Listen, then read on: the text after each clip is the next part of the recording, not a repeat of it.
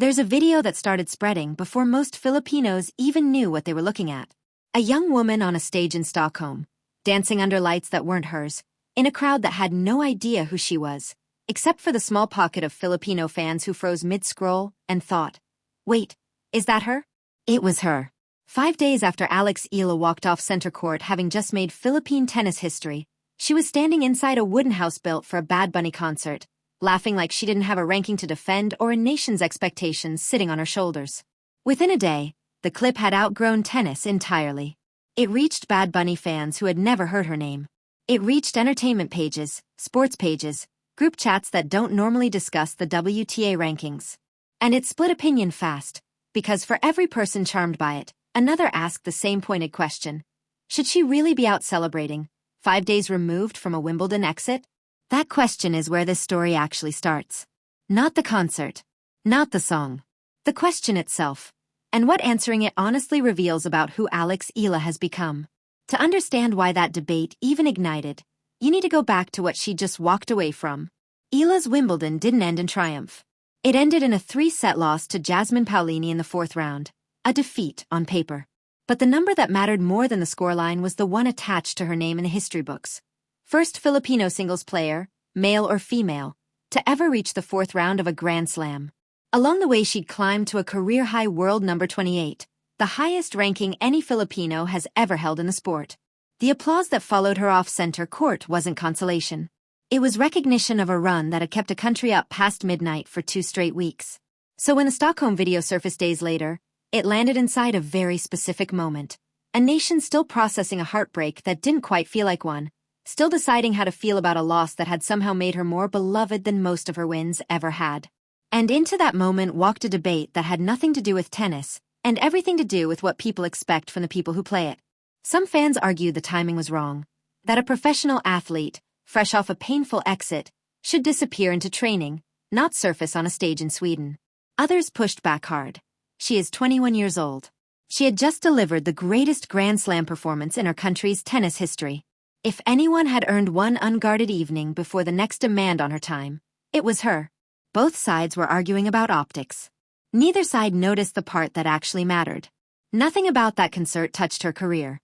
Her ranking points didn't move. Her schedule didn't change. The only thing that shifted was the picture people had been carrying of her. And for years, that picture had only ever had one frame. The competitor. The focused stare behind a visor. The athlete chasing history, match after match, headline after headline. Stockholm cracked that frame open. Because for the length of one song, the cameras weren't catching a tennis player managing pressure. They were catching a 21-year-old who wanted, for one night, to just be 21. It's easy to forget that distinction exists. Sports fans have a habit of turning athletes into projects, reading meaning into every appearance, treating every night off as a data point that must somehow predict the next match. But a life built entirely around performance isn't a life. It's a countdown. And even the athletes who seem built for pressure need somewhere to set it down, if only for an evening. What happened next is the part almost nobody saw coming. In the crowd that night was Mayumi Torrio, a Filipina content creator who had come to Stockholm for the concert, not for tennis. She wasn't scouting the audience. She wasn't chasing a viral moment. She simply noticed a familiar face a few meters away and, half joking, told herself it couldn't possibly be who she thought it was. Then the lighting shifted, and it was unmistakably Eala, dancing, laughing, dressed for a night out instead of a match. No visor. No focus written across her face.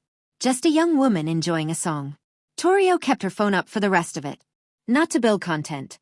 There was no plan, no angle, nothing staged. Just a few unscripted seconds of someone she recognized, having a good time. Those seconds would end up traveling further than almost anything else Eala did that entire summer. By morning, the clips were everywhere. And that's when the story took its most telling turn. Eala didn't ask for the videos to come down. She didn't ignore them either. She messaged Torrio directly, asking, politely, plainly, if she could use some of the footage herself.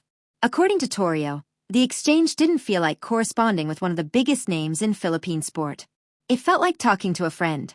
That's the detail that stuck with Torrio longest. Not the concert. Not the crowd. The fact that a young woman who had just rewritten her country's tennis history still reached out the way anyone would. Warm, unhurried, without a publicist's fingerprints on a single word. Later that day, Eala posted her own footage from the night. No lengthy caption, no explanation. Just a single line in Spanish, a language she'd grown comfortable with during her years training in Spain. While we are alive, we should love as much as we can. She didn't translate it. She let it sit there and mean whatever it meant to whoever read it. It traveled past tennis entirely. Bad Bunny fans found her for the first time. People who had never watched a single match wanted to know her name. And somewhere in that spread, two very different images of the same person ended up side by side. The fighter who'd taken a set off a defending champion at Wimbledon, and the 21-year-old dancing inside a wooden house on a stage in Stockholm. They looked, to some, like they belonged to two different people. They didn't.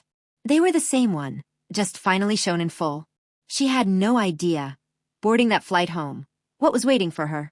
Manila's airport was already full when she landed. Flowers, phones raised, a crowd that hadn't come for a concert clip. They'd come for what she'd done at Wimbledon, and for the version of her they'd fallen for in Stockholm too. A day later, she stood inside Malacanang Palace, where President Ferdinand Marcos Jr. presented her with a presidential citation for the run that had just rewritten what Filipino tennis was allowed to look like. It wasn't only a trophy case moment. Something quieter was happening underneath it. Children who'd never touched a racket were suddenly asking their parents for one. Coaches were fielding calls from families who, a month earlier, hadn't considered tennis a sport their kids could belong to. One player's summer was starting to shape an entire generation's sense of what was possible. That's usually how it goes with athletes who end up maturing beyond their sport. The rankings and the records open the door. But it's the human moments, the ones that have nothing to do with a scoreboard, that make people stay. Eala's next challenge is already on the calendar. The North American hardcourt swing begins at the DC Open, a different surface, a different set of opponents, and a level of expectation that didn't exist for her a year ago. Every result from here will be read against Wimbledon. Every win will be called confirmation. Every loss will be picked apart by people who weren't watching 2 summers ago, when almost nobody outside the Philippines knew her name. That pressure isn't going anywhere. But if the last few weeks proved anything, it's that she already knows how to carry both halves of this life at once. The discipline that took her to a 4th round at Wimbledon, and the ease that let her dance without apology 5 days later. Those two things were never in conflict. They were always the same person. Because in the end, Stockholm was never really about Bad Bunny, or the song, or the video that made its way around the world in a single day. It was a reminder that the athletes we watch chase history are still, underneath all of it, just people, with evenings they're allowed to enjoy, and lives that don't pause the moment the cameras stop rolling. Years from now, the records will still be there. The ranking, the 4th round, the citation from the president himself. But some people will remember something smaller too. A wooden house on a stage in Sweden, and a 21-year-old who reminded an entire country that greatness doesn't always look like a trophy. Sometimes it just looks like someone finally getting to breathe.